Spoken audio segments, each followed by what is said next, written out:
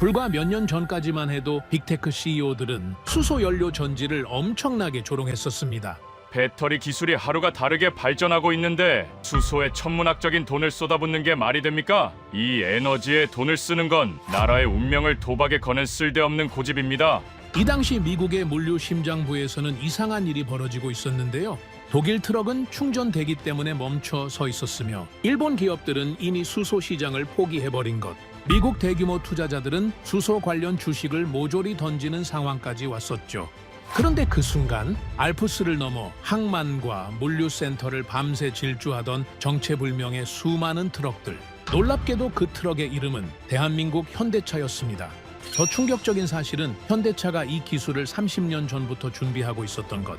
모두가 미쳤다고 비웃었고 돈만 잡아먹는 실패한 기술이라고 손가락질했지만 결국 지금 전 세계 자동차 강국들이 오직 한국 하나를 막기 위해 손을 잡고 있는 상황까지 왔는데요. 어떻게 모두가 포기한 미래를 혼자 붙잡고 있었던 걸까요? 왜 세계가 지금 한국을 가장 두려워하는지 그 비밀을 지금 바로 낱낱이 공개하겠습니다.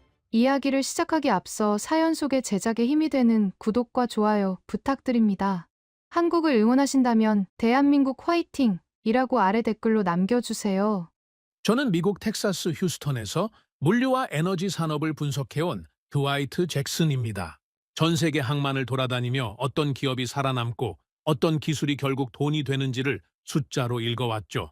감이나 직관이 아니라 데이터를, 분위기가 아니라 통계를 믿어온 것이 제 방식이었습니다.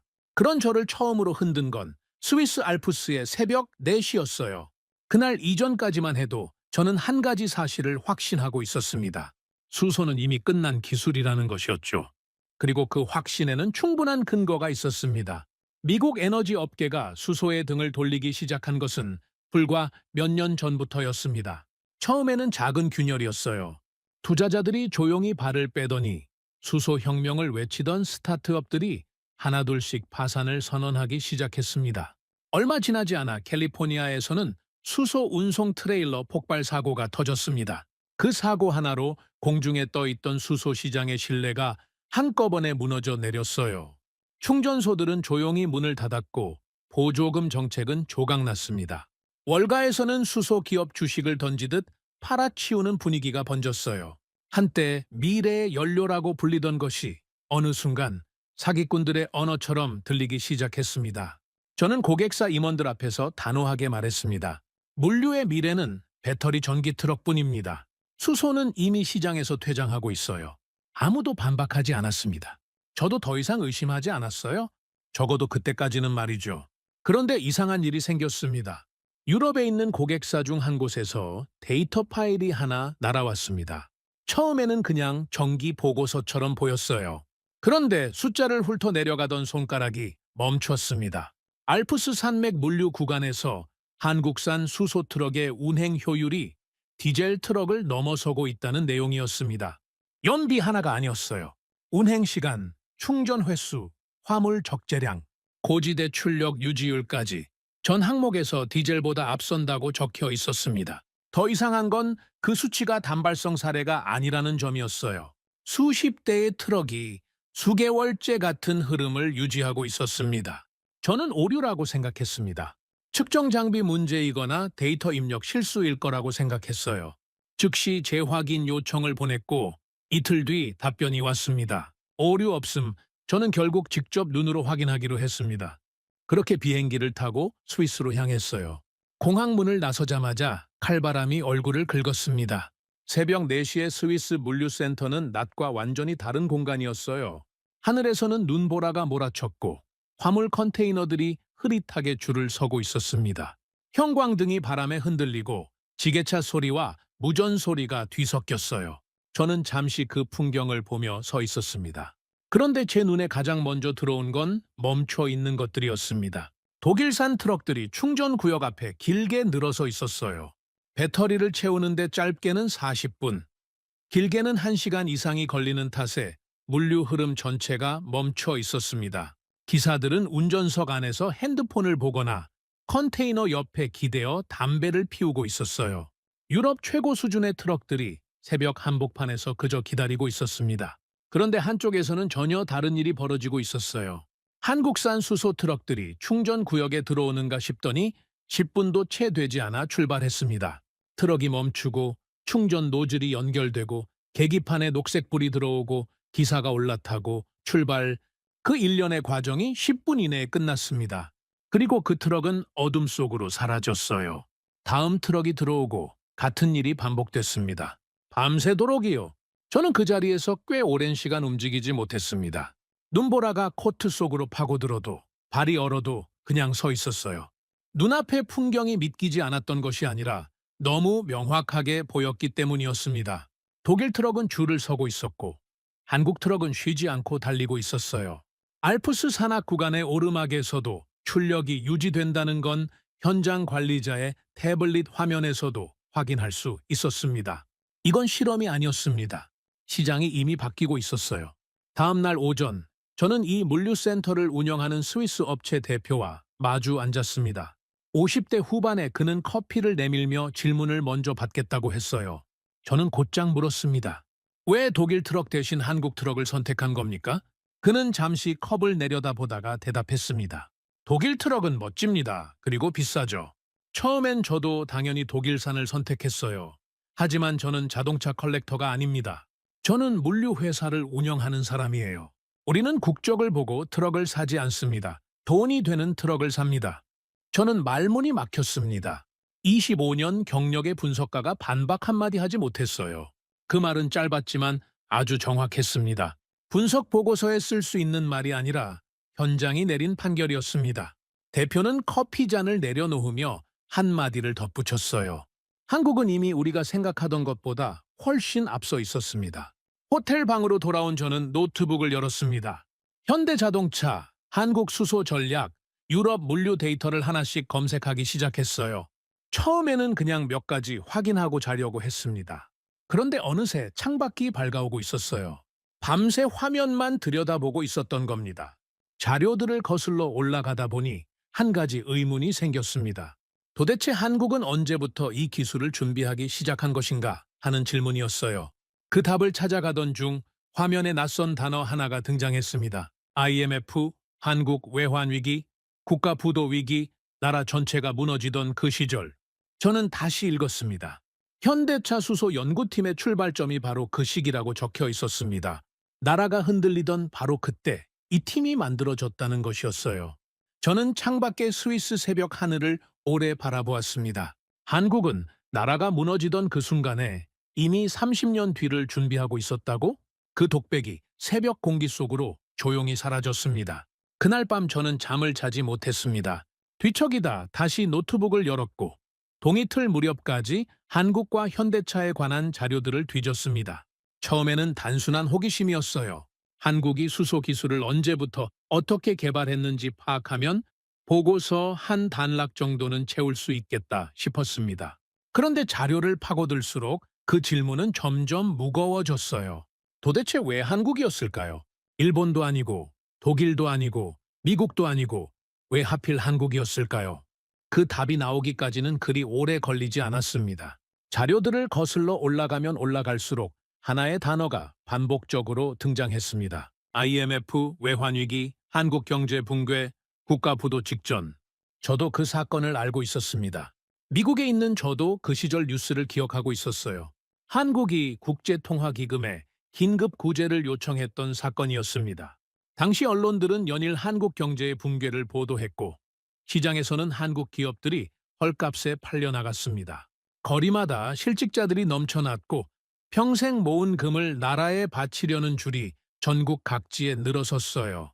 그 시절의 한국은 말 그대로 나라 전체가 무너지고 있었습니다.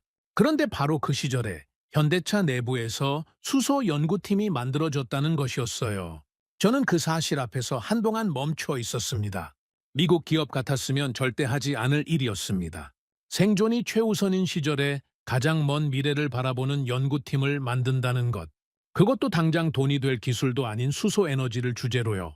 그 결정을 내린 사람들이 무슨 생각을 했는지 저는 처음에는 이해할 수가 없었습니다. 그 이유를 알기 위해 저는 더 깊이 들어갔습니다.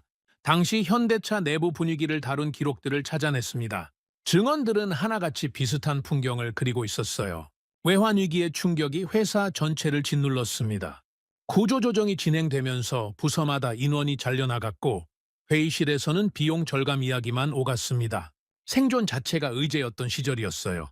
당연히 임원들 사이에서도 회의적인 목소리가 쏟아졌습니다. 엔진 기술도 일본에 밀리는데 무슨 수소입니까? 지금 당장 회사가 버티는 게 먼저 아닙니까? 그 돈을 지금 어디 쓰겠다는 겁니까? 이 말들이 당시 회의실에서 가장 많이 들렸다고 합니다. 틀린 말이 아니었어요?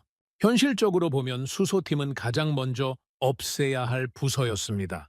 리턴이 언제 날지도 모르는 기술에 돈을 쏟아붓는 건 그 시절엔 사치를 넘어 무책임한 일처럼 보였을 겁니다. 그럼에도 팀은 해체되지 않았습니다. 그 이유를 설명하는 기록 한 줄이 눈에 들어왔어요. 수소팀 초기 책임자가 임원 회의에서 한 말이었다고 합니다. 우리가 지금 포기하면 한국은 영원히 남의 기술만 사다 쓰는 나라로 남습니다. 저는 그 문장을 몇 번이나 다시 읽었습니다. 짧은 문장이었지만 그 안에 담긴 무게가 느껴졌어요. 그것은 기술 전략에 관한 말이 아니었습니다. 나라의 미래에 대한 이야기였고 동시에 아주 쓴 현실 인식이었어요. 한국은 석유 한 방울 나지 않는 나라입니다. 에너지를 전적으로 수입에 의존하고 핵심 기술은 일본과 독일에서 사다 써야 했습니다. 그 현실을 바꾸지 않으면 아무리 열심히 조립해도 아무리 빨리 달려도 결국 남이 만든 판 위에서 뛰는 것에 그친다는 말이었습니다. 그 절박함이 수소팀을 지켜낸 것이었습니다. 하지만 팀이 살아남았다고 해서 길이 순탄해진 건 아니었습니다. 이후의 기록들은 오히려 더 무거웠습니다. 연료 전지는 극도로 까다로운 기술이었어요. 핵심 부품은 조금만 불순물이 섞여도 망가졌고 온도 변화에 민감하게 반응했습니다. 테스트 도중 화재가 나기도 했고 수억 원짜리 장비가 실험 한 번에 못 쓰게 되는 일도 있었어요. 실패가 반복될수록 연구원들 사이에서도 불안이 자라났습니다. 이거 진짜 되는 겁니까? 그 말이 연구소 복도에서 실제로 들렸다고 합니다. 모두가 지쳐 있었어요. 그런데도 아무도 자리를 뜨지 않았습니다. 저는 그 이유가 뭔지 오래 생각했습니다. 단순히 직업 때문이었을까요? 아니면 보상을 믿었기 때문이었을까요? 아마 그것만으로는 설명이 부족했을 겁니다. 연구원들은 회사 차원의 명령 때문이 아니라 각자 안에서 나라에 대한 어떤 감정을 갖고 있었기 때문에 그 자리를 지킨 것이라는 생각이 들었습니다. 그 감정이 무엇인지 저는 조금 더 자료를 뒤지다가 오래된 인터뷰 영상 하나를 발견했습니다. 당시 수소팀에서 일했던 한 연구원의 인터뷰였어요. 화질이 거칠고 음성이 낮았지만 말 한마디 한마디는 선명하게 들렸습니다. 그는 담담하게 말했습니다. 그때는 모두가 우리를 미쳤다고 했어요. 회사도 힘들고 나라도 힘들고 그런데 뭘 수소 타령이냐고요. 저도 솔직히 될 것 같다는 확신이 없었습니다. 그냥 지금 안 하면 나중에 없다는 생각이었어요. 그때 시작하지 않았다면 한국은 지금도 남의 엔진만 조립하는 나라로 남아 있었을 겁니다. 저는 그 말을 듣고 한동안 화면을 끄지 못했습니다. 미국에서 25년을 살아온 저는 그동안 한국이라는 나라를 어떻게 생각했을까요? 솔직히 말하자면 자동차는 잘 만들지만 결국 미국과 유럽의 기술을 빠르게 따라오는 나라 정도로 여겼습니다. 창의성보다는 효율, 선도보다는 추격. 그게 제가 갖고 있던 한국에 대한 이미지였어요. 그런데 지금 화면 앞에 있는 저는 그 생각이 틀렸다는 걸 인정하기 시작하고 있었습니다. 이 사람들은 추격하지 않았습니다. 나라가 가장 힘들었던 순간에 아무도 가지 않으려 하는 길을 먼저 골랐습니다. 그리고 조롱받으면서도 실패하면서도 불안에 떨면서도 멈추지 않았어요. 그것은 기술 전략이 아니었습니다. 어떤 의미에서 그것은 철학이었습니다. 저는 처음으로 한국이라는 나라의 존경심을 느끼기 시작했습니다. 창밖은 이미 아침이 되어 있었습니다. 스위스의 해가 알프스 능선을 타고 올라오고 있었어요. 저는 컵에 식어버린 커피를 마시며 혼자 중얼거렸습니다. 이 사람들은 언제부터 이런 나라였을까? 그리고 그 질문에 대한 답은 이후 며칠 동안 제가 직접 발로 뛰며 찾아다니게 됩니다. 스위스에서 돌아온 뒤 저는 한동안 일이 손에 잡히지 않았습니다. 책상에 앉아 보고서를 쓰려 하면 어느새 한국 자료를 뒤지고 있었고 고객사 회의 중에도 머릿속 한편으로는 그날 새벽 스위스 물류센터 풍경이 맴돌았어요. 독일 트럭이 줄 서 있던 장면, 한국 트럭이 10분 만에 충전을 끝내고 어둠 속으로 사라지던 장면. 저는 결국 더 깊이 파고들기로 했습니다. 현대차가 수소 기술을 처음 시작한 것이 외환위기 시절이라는 건 이미 알았어요. 그렇다면 그 이후로 무슨 일이 있었을까요? 나라가 간신히 위기에서 벗어나고 세상이 점점 정상으로 돌아오는 동안 그 작은 연구팀은 어떤 시간을 보냈을까요? 그 이야기를 찾아가는 데는 시간이 좀 걸렸습니다. 초기 몇 년은 말 그대로 실패의 연속이었습니다. 연료전지 기술은 이론과 현실 사이의 거리가 극단적으로 먼 분야였어요. 실험실에서 작동하던 것이 실제 차량에 탑재하는 순간 전혀 다른 문제들을 터뜨렸습니다. 진동과 충격, 온도 변화, 습도 차이가 모두 변수였어요.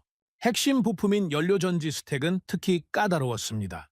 순도가 조금만 떨어지는 수소가 들어와도 성능이 급격히 떨어졌고 밀봉 기술이 조금이라도 허술하면 가스가 새어나왔습니다.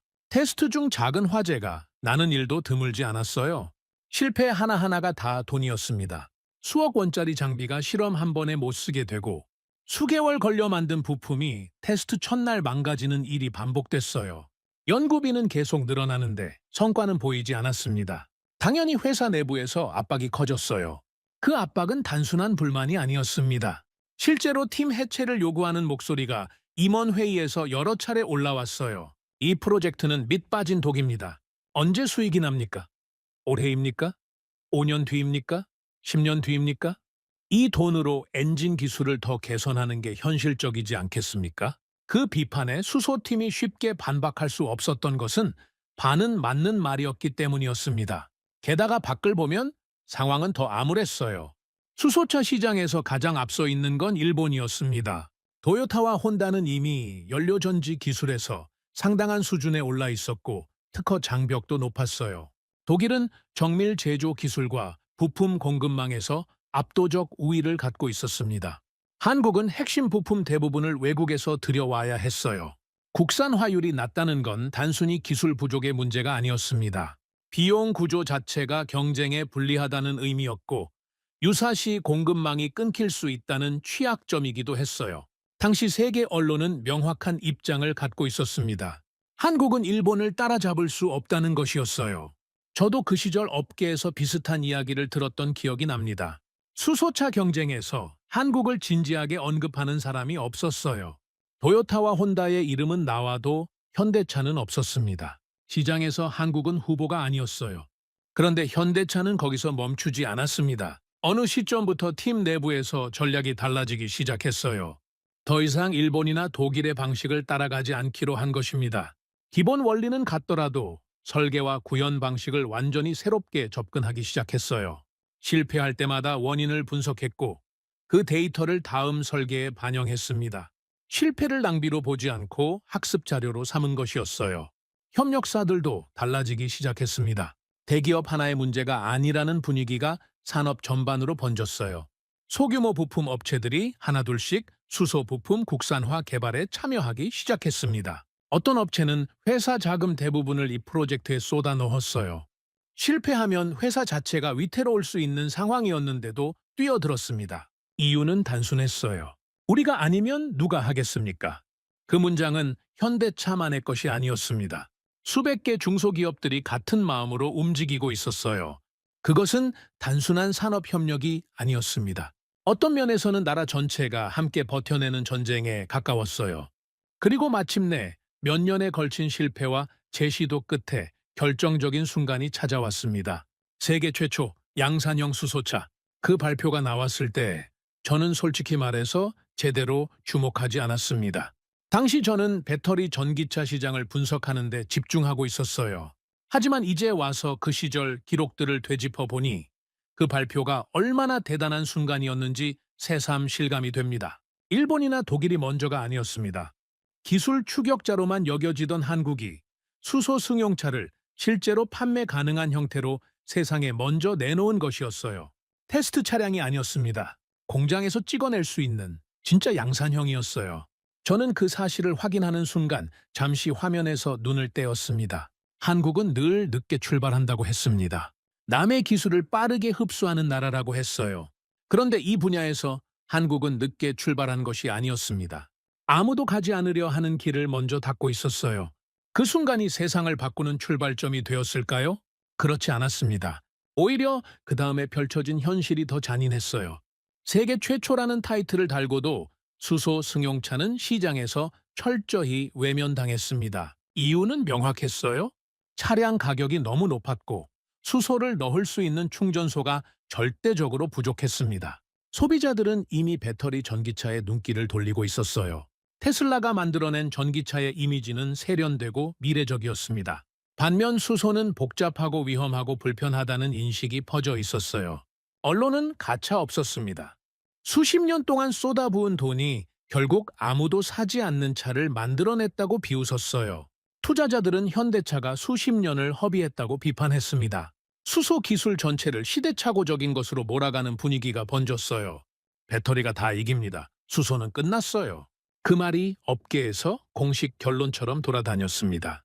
저는 그 자료들을 읽으면서 묘한 감정을 느꼈습니다. 성공했는데도 성공이 아닌 순간, 세계 최초를 달성했는데도 아무도 인정하지 않는 순간, 그 시간이 현대차 수소팀에게 어떻게 느껴졌을지 조금은 상상이 됐어요.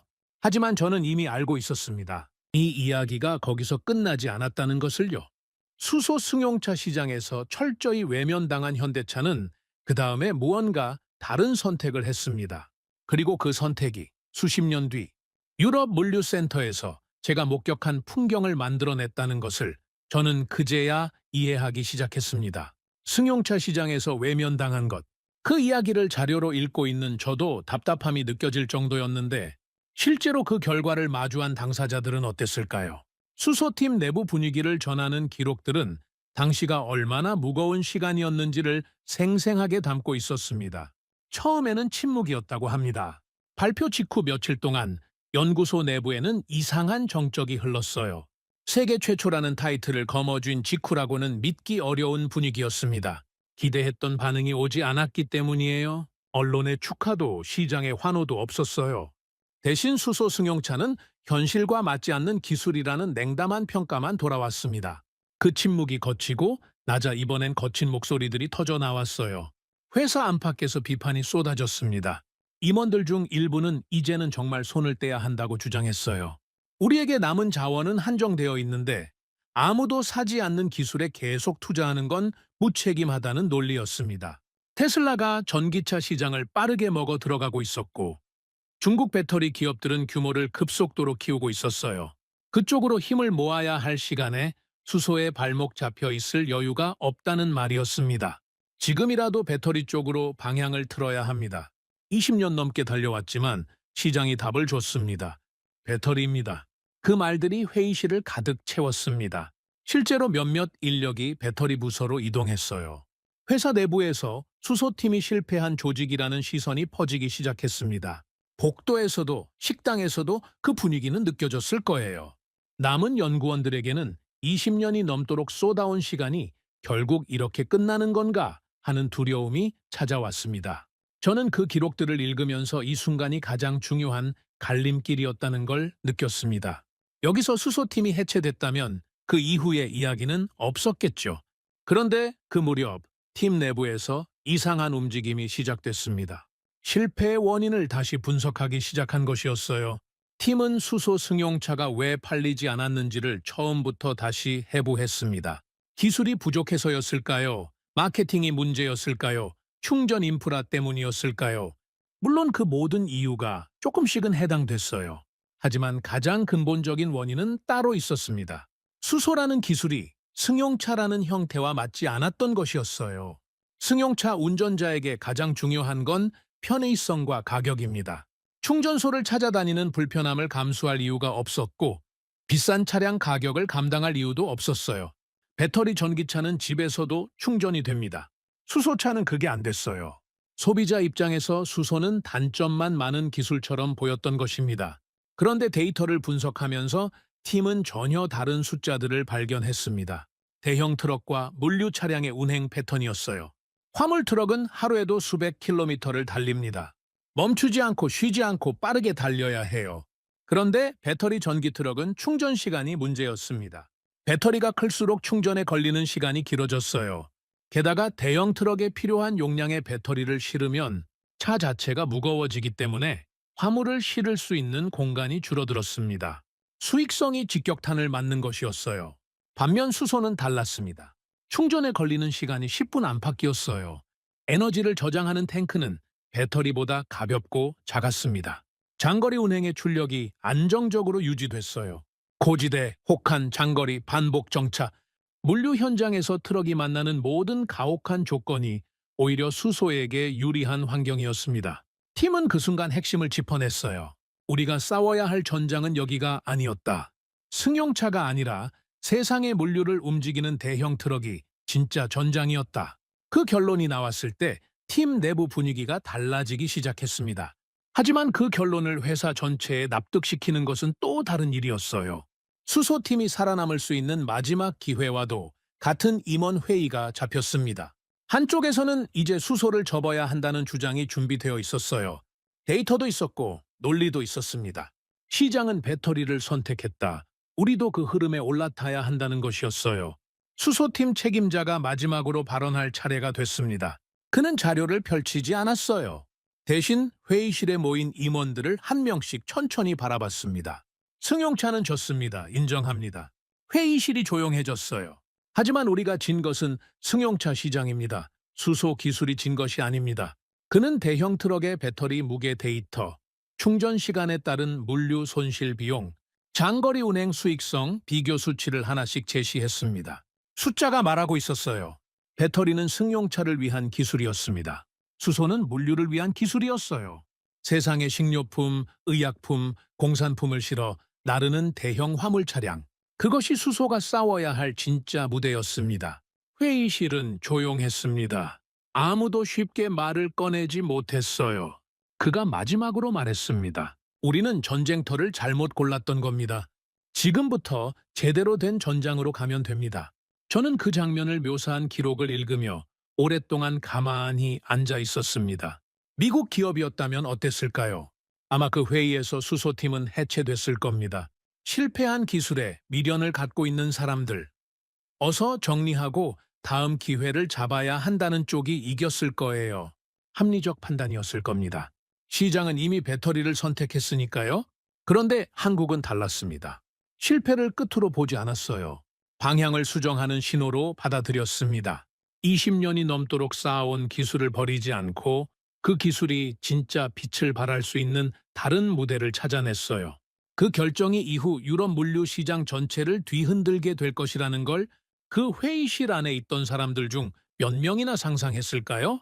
저는 그 질문을 머릿속에 담은 차에 다음 이야기로 넘어갔습니다. 한국이 찾아낸 새로운 전장, 그 첫 번째 무대는 스위스였습니다.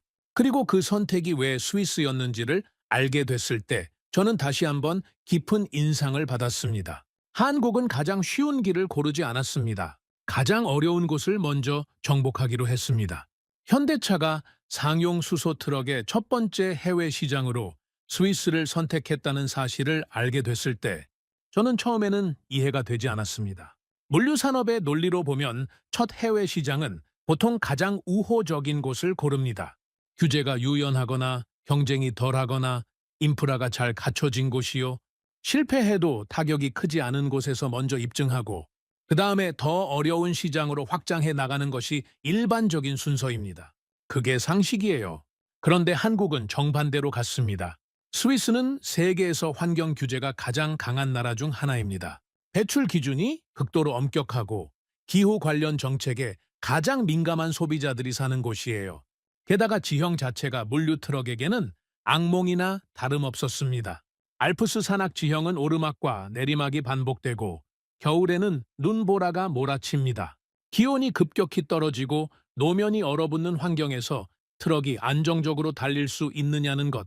그것이 스위스 물류의 일상적인 조건이었어요. 디젤 트럭도 힘들어하는 환경에서 검증이 채 끝나지 않은 수소 트럭을 투입한다는 것은 무모하게 보일 수 있었습니다. 현대차 내부에서도 반대 의견이 나왔다고 합니다. 왜 하필 가장 어려운 시장입니까? 조금 더 쉬운 곳에서 먼저 성과를 쌓고 나서 유럽으로 들어가면 안 됩니까? 그 물음에 대한 답은 단호했습니다. 가장 어려운 곳에서 통하면 세계 어디서든 통합니다. 그 전략 하나가 이후 모든 것을 바꾸게 됩니다. 스위스 진출을 준비하면서 현대차는 또 하나의 중요한 결정을 내렸습니다. 트럭을 그냥 팔지 않기로 한 것이었어요.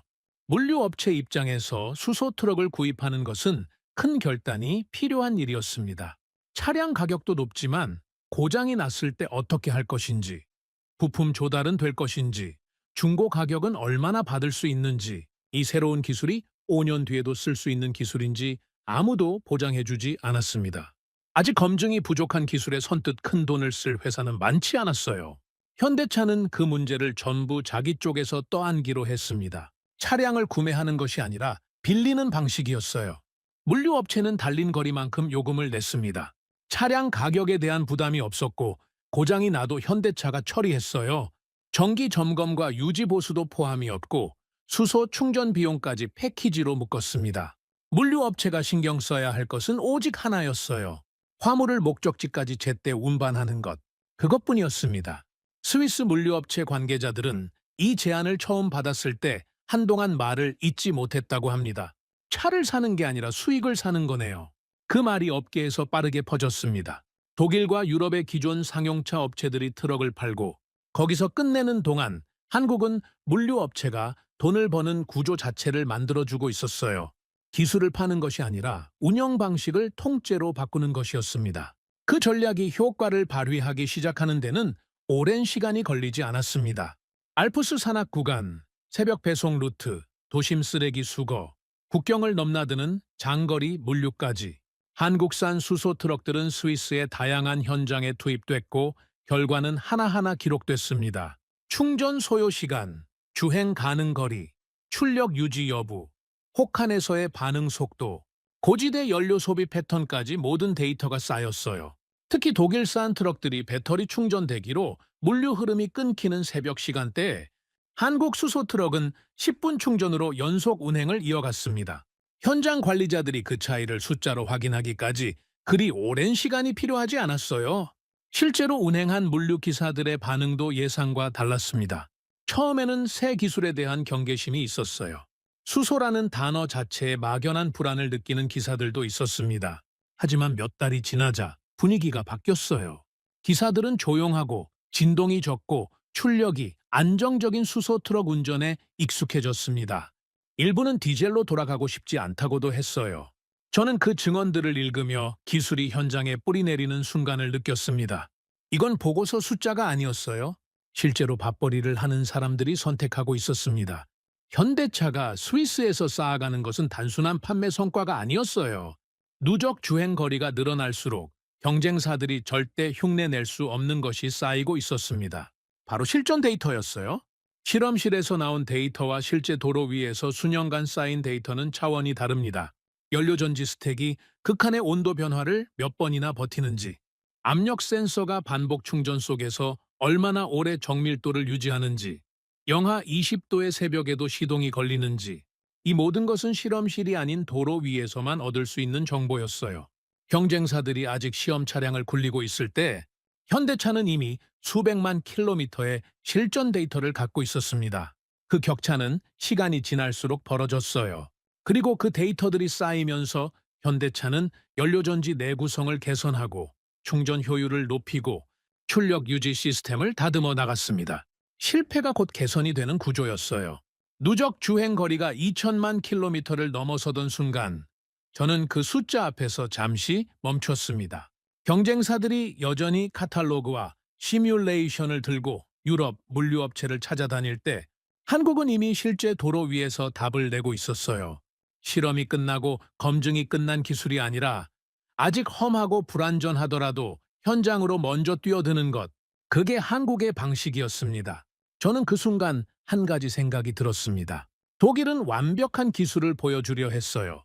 일본은 원천 기술의 우월함을 내세웠습니다. 그런데 한국은 그 어느 것도 주장하지 않았어요. 그냥 현장으로 들어갔고 현장에서 증명했습니다. 저는 스위스 물류센터에서 밤새 움직이던 그 트럭들을 다시 떠올렸습니다. 그 트럭들이 단순히 화물을 운반하고 있었던 게 아니었어요. 그 트럭들 한 대 한 대가 달릴 때마다 한국은 세상에 증거를 하나씩 쌓아가고 있었습니다. 그리고 그 증거들이 쌓이는 동안 세상은 조용히 달라지고 있었어요. 스위스에서 현대차의 수소 트럭이 조금씩 존재감을 드러내기 시작하던 무렵, 대서양 건너 미국에서는 완전히 반대 방향의 바람이 불고 있었습니다. 저는 그 시기를 기억합니다. 생생하게요. 수소 산업 전체가 흔들리기 시작한 것은 갑자기가 아니었어요. 조금씩, 그러나 멈추지 않고 균열이 번졌습니다. 수소 혁명을 외치던 스타트업 몇 곳이 실제로는 기술이 없었다는 사실이 드러났습니다. 투자자들을 끌어모으기 위해 허위 홍보를 반복했고 실제 주행 데이터를 조작했습니다. 그 사건이 터지면서 미국 수소 시장 전체가 불신의 눈으로 바라봐지기 시작했어요. 설상가상으로 캘리포니아에서 수소 운송 트레일러 폭발 사고가 발생했습니다. 인명피해는 크지 않았지만 언론이 그 장면을 반복적으로 내보내면서 수소는 위험하다는 인식이 빠르게 퍼졌어요. 몇 달 사이에 수소 충전소 상당수가 문을 닫았고 정부의 보조금 정책도 흔들렸습니다. 투자자들은 수소 관련 종목을 빠르게 정리하기 시작했어요. 저도 그 시기에 수소 관련 보고서 작업을 거의 접었습니다. 고객사들이 더 이상 수소 기술 전망에 관심을 보이지 않았어요. 회의실에서 수소 이야기를 꺼내면 냉소적인 반응이 돌아왔습니다. 배터리 전기 트럭, 테슬라 세미, 중국 전기 상용차. 그쪽이 대화의 중심이었어요. 저도 그 흐름이 자연스럽다고 생각했습니다. 그런데 그 분위기는 미국에서 멈추지 않았습니다. 유럽으로도 번졌어요. 한국 수소 트럭이 스위스에서 성과를 내기 시작하자 기존 강자들이 움직이기 시작했습니다. 처음에는 조용하고 개별적인 움직임이었지만 시간이 지나면서 방향이 하나로 모이고 있다는 게 보였어요. 독일 상용차 업체들은 기존 디젤 엔진 기술 기반의 수소를 접목한 신형 트럭을 서둘러 내놓기 시작했습니다. 일본은 연료전지, 원천 기술과 특허를 앞세워 본격적인 유럽 시장 공략에 나섰어요. 미국 에너지 기업들은 막대한 자본을 쏟아부으며 유럽 내 수소 충전 인프라 선점에 뛰어들었습니다. 그 세 흐름이 동시에 일어나고 있었어요. 저는 자료를 정리하면서 이 구도가 단순한 시장 경쟁이 아니라는 걸 느꼈습니다. 독일, 일본, 미국이 각자 다른 강점을 들고 동시에 움직이고 있었어요. 기술, 특허, 자본, 인프라. 각자가 가장 강한 무기를 들고 같은 방향을 겨누고 있었습니다. 그 방향의 끝에는 한국이 있었어요. 당시 세계 언론은 이 구도를 어렵지 않게 읽었습니다. 한국이 잠깐 앞서 있을 뿐이다. 결국 전통 강자들이 판을 가져갈 것이다. 그 말은 틀린 것처럼 들리지 않았어요. 자본의 규모만 봐도 비교가 되지 않았습니다. 기술 역사의 깊이도 달랐어요. 유럽과 일본의 상용차 브랜드들은 수십 년에 걸쳐 쌓아온 신뢰와 관계망을 갖고 있었습니다. 시장에서 한 번도 판을 주도해 본 적 없는 한국산 트럭이 그것을 단기간에 뛰어넘기는 어려울 거라는 전망이 나왔어요. 그리고 그 압박은 현대차 내부에도 영향을 미쳤습니다. 글로벌 공급망이 불안정해지면서 연료전지 핵심 소재 가격이 올랐어요. 원자재 조달이 어려워지는 구간이 생겼고 수소 충전 인프라 확대 속도도 예상보다 느려졌습니다. 거기에 경쟁사들의 공세까지 겹치면서 내부에서 다시 흔들리는 분위기가 생기기 시작했어요. 지금이라도 투자 규모를 조정해야 하는 것 아닙니까? 독일과 일본이 본격적으로 들어오면 우리가 버틸 수 있겠습니까? 그 목소리들이 다시 회의실에 등장했습니다. 저는 그 기록들을 읽으면서 이 순간이 한국 수소 산업 전체에서 두 번째 가장 위험한 갈림길이었다는 걸 느꼈어요. 첫 번째가 승용차 실패 직후였다면 이 순간은 외부의 압박과 내부의 흔들림이 동시에 찾아온 이중의 위기였습니다. 그런데 한국은 여기서 또 다른 선택을 했습니다. 현대차는 투자를 줄이지 않았어요. 오히려 늘렸습니다. 더 강력한 수소 저장 탱크, 더 긴 주행 가능 거리, 더 빠른 충전 시스템 개발에 자원을 집중했어요. 기존 트럭 라인업을 개선하면서 동시에 다음 세대 모델 개발도 멈추지 않았습니다. 한국 정부도 움직였습니다. 수소 차량 보급 확대, 충전 거점 추가 구축, 수소 공급 가격 안정을 위한 정책들이 잇따라 나왔어요. 단순히 현대차를 돕는 차원이 아니었습니다. 국가 에너지 전략 차원에서 수소 산업을 키우겠다는 방향이 명확해졌어요. 유럽도 뜻밖의 방향으로 움직였습니다. 오히려 경쟁이 거세질수록 유럽연합 차원에서 수소 인프라에 대한 의지가 강해졌어요. 주요 도로망마다 일정 간격으로 수소 충전 거점을 설치하는 것을 의무화하는 정책 방향이 나왔습니다. 이 흐름 속에서 유럽 물류 시장은 수소의 더 우호적인 환경으로 빠르게 바뀌기 시작했어요. 그 역설이 눈에 들어왔습니다. 반한국 연합군이 형성될수록 오히려 유럽의 수소 시장이 더 빠르게 열리고 있었습니다. 경쟁이 치열해질수록 시장 자체가 커졌어요. 그리고 그 시장에서 가장 긴 실전 경험과 데이터를 가진 쪽은 한국이었습니다. 저는 그 흐름 전체를 보면서 조사를 시작하기 전에 머릿속에 갖고 있던 질문 하나를 다시 떠올렸습니다. 왜 한국인가? 이제 그 질문에 대한 답이 조금씩 분명해지고 있었어요. 다른 나라들은 위기 앞에서 물러섰습니다. 미국은 시장이 흔들리자 투자를 거뒀어요. 유럽 기업들은 경쟁이 격화되자 연합을 만들어 방어막을 쳤습니다. 하지만 한국은 매번 위기가 찾아올 때마다 더 깊이 들어가는 쪽을 선택해왔어요. 저는 조사 자료들을 넘기며 그 패턴이 수소만의 이야기가 아니라는 걸 알게 됐습니다. 반도체, 조선, 배터리, 자동차, 한국이 세계 수준에 오른 산업들을 되짚어보면 공통점이 있었어요. 모두 위기의 한복판에서 가장 공격적인 선택을 했던 산업들이었습니다. 남들이 주저할 때 먼저 들어갔고 남들이 물러날 때 더 깊이 투자했어요. 그리고 결국 그 집요함이 기술을 만들어냈고 그 기술이 시장을 바꿨습니다. 한국이 무서운 이유는 기술이 뛰어나서가 아니었습니다. 위기가 와도 경쟁자들이 몰려와도 내부가 흔들려도 포기하지 않는다는 것. 그것이 한국의 진짜 강점이었어요. 저는 그 생각을 노트에 써놓고 한동안 들여다봤습니다. 숫자나 데이터로 표현할 수 없는 결론이었지만 25년간 현장을 돌아다닌 사람으로서 이 결론이 틀리지 않는다는 걸 직감으로 알 수 있었어요. 그리고 그 직감은 이후 벌어진 일들로 완전히 확인됩니다. 저는 분석가로 살아오면서 시장의 흐름을 꽤 많이 봐왔습니다. 기업이 새로운 기술로 기존 강자들을 위협할 때 어떤 일이 벌어지는지 저는 몇 차례 목격했어요. 처음에는 무시합니다. 그 다음에는 견제합니다. 그리고 마지막에는 연합해서 막으려 합니다. 한국 수소 트럭은 정확히 그 세 번째 단계에 진입하고 있었습니다. 경쟁사들이 개별적으로 방역을 준비하는 수준을 넘어서 사실상 방향이 하나로 모이고 있다는 게 보이기 시작했어요.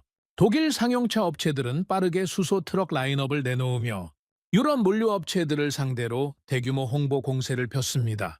수십 년의 브랜드 신뢰를 내세우며 한국산 트럭은 아직 검증이 부족하다는 말을 흘렸어요. 일본은 수소 연료 전지 분야의 원천 특허를 앞세워 기술의 정통성은 자신들에게 있다는 여론을 만들어 나갔습니다. 미국 에너지 기업들은 막대한 자본으로 유럽 수소 충전 인프라 사업에 뛰어들었어요. 충전 인프라를 먼저 깔아두면 트럭 시장도 자연히 따라온다는 계산이었습니다. 세 나라가 서로 다른 무기를 들고 같은 목표를 향해 움직이는 형국이었어요. 그 압박은 단순히 시장에서 끝나지 않았습니다. 유럽 내 일부 물류업체들이 흔들리기 시작했어요. 독일 브랜드와 수십 년 관계를 맺어온 업체들, 일본 부품사와 공급망이 얽혀있는 업체들이 다시 선택을 재고하기 시작했습니다. 아직 한국 트럭이 뛰어나다는 건 알겠지만 독일이나 일본이 본격적으로 들어온다면 어느 쪽과 장기 계약을 맺는 게 안전한지 헷갈린다는 반응이 나왔어요. 유럽 물류시장 전체에 불확실성이 번지는 분위기였습니다. 현대차 내부에도 그 분위기가 전해졌어요. 차량 생산 속도가 수요를 온전히 따라가지 못하는 구간이 생겼습니다. 공급망 일부에서 병목이 생기면서 납기가 늦어지는 사례도 있었어요. 경쟁사들은 그 빈틈을 파고들었습니다. 한국은 기술은 좋을지 몰라도 공급 안정성이 부족하다는 말이 나돌기 시작했어요. 이대로면 지금까지 쌓아온 것들을 모두 잃을 수 있습니다. 그 경고가 현대차 내부에서 나오기 시작했습니다. 저도 그 시기에 유럽 물류업계 관계자들과 연락을 주고받으면서 비슷한 우려를 들었어요. 한국 수소 트럭의 성능은 인정하지만 앞으로도 이 수준을 유지할 수 있느냐는 물음이었습니다. 기술이 좋아도 공급이 불안정하면 신뢰가 깨지고 신뢰가 깨지면 계약이 끊깁니다. 그게 물류산업의 냉정한 논리예요. 저는 솔직히 그 시점에서 한국이 밀릴 수도 있겠다는 생각을 했습니다. 상대가 너무 많았어요. 독일의 브랜드, 일본의 기술 역사, 미국의 자본. 그 세 가지를 동시에 상대한다는 건 어떤 기업에게도 벅찬 일이었습니다. 그런데 현대차는 그 순간 전혀 다른 방식으로 방역에 나섰어요. 경쟁사들이 홍보 자료와 브랜드 가치를 내세울 때 현대차는 숫자를 꺼냈습니다. 2천만 킬로미터가 넘는 실전 누적 주행 데이터였어요.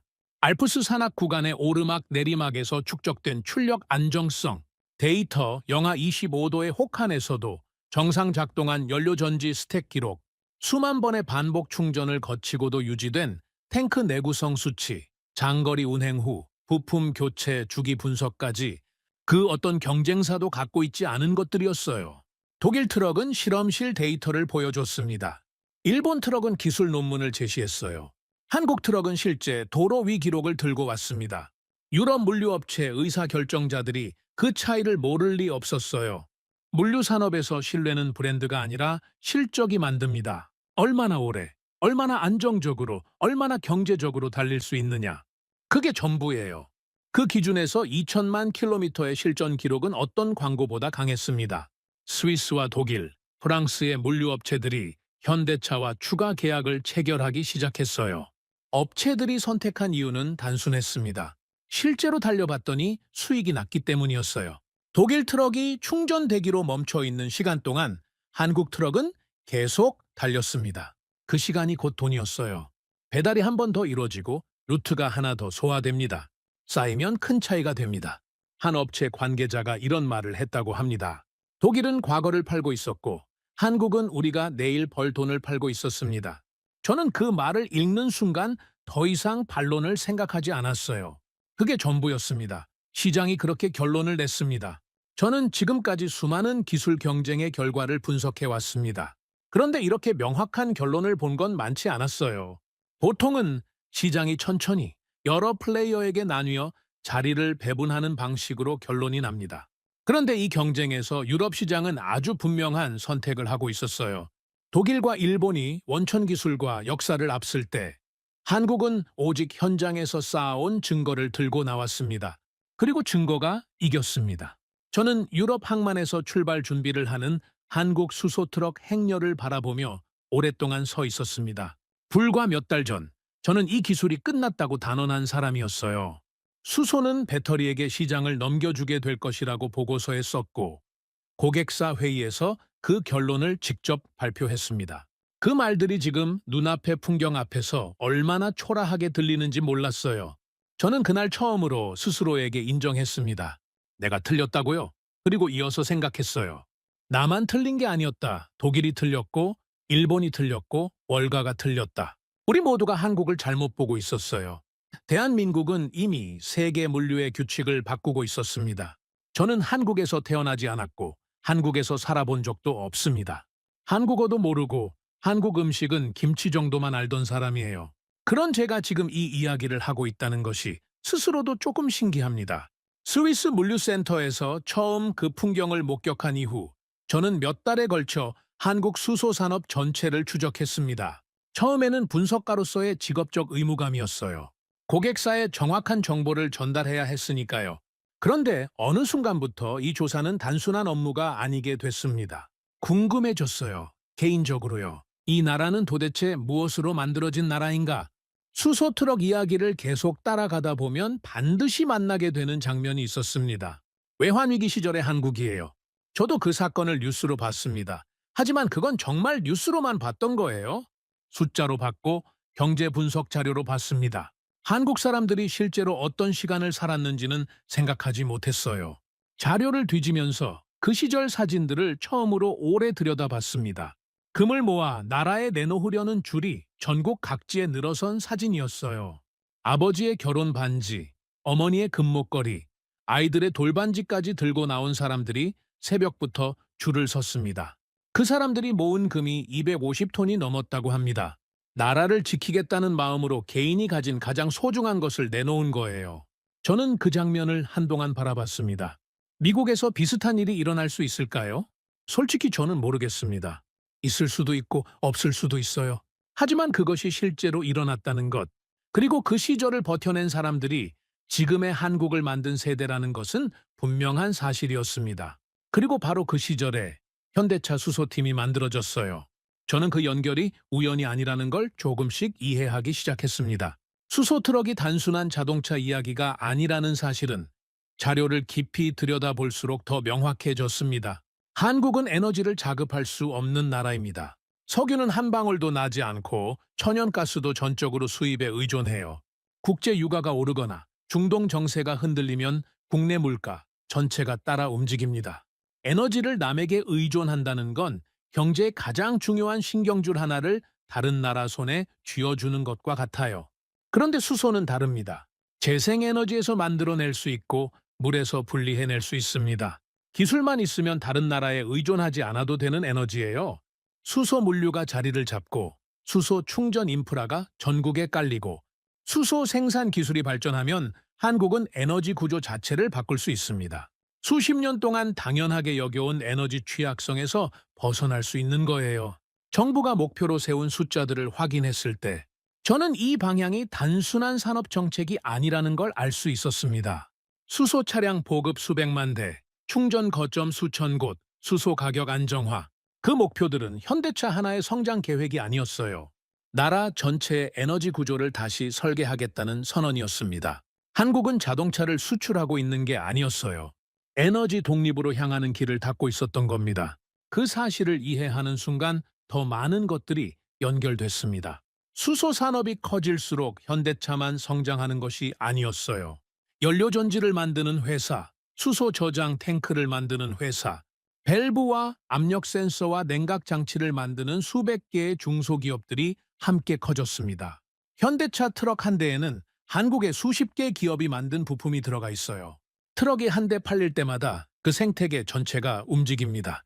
한국 정부의 분석에 따르면 수소 산업이 성숙 단계에 이르면 수십만 개의 일자리와 수십조 원 규모의 경제 효과가 기대된다고 했습니다. 저는 그 숫자보다 그 구조 자체가 더 인상적이었어요. 대기업 하나가 성장하는 게 아니라 나라 전체가 하나의 팀처럼 움직이는 구조였습니다. 각자 다른 역할을 맡고 각자 다른 위치에서 달리고 있었지만 방향은 하나였어요. 그리고 그 방향의 끝에는 에너지 자립이라는 목표가 있었습니다. 저는 그동안 한국을 빠른 추격자로 봐왔습니다. 선진국이 만들어 놓은 기술을 빠르게 흡수하고 생산 효율을 높여 가격 경쟁력을 확보하는 나라. 그게 제가 가지고 있던 이미지였어요.